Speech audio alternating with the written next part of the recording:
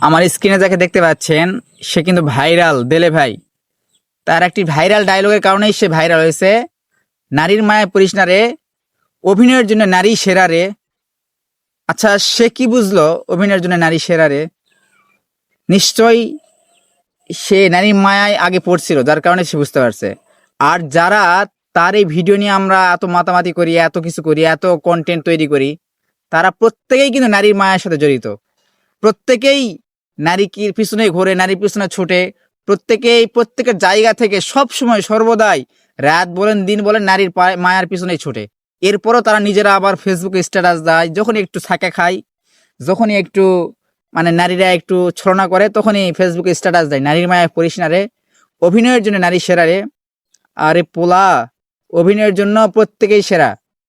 প্রত্যেকের জায়গা থেকে অভিনয় করে।